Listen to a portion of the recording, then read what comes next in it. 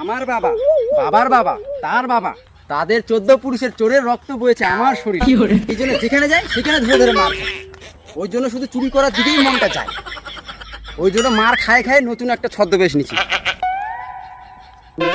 ওই যে একটা বাড়ি দেখা যাচ্ছে, যাই তো ওই বাড়িতে, এখান থেকে বউনি চালু করি।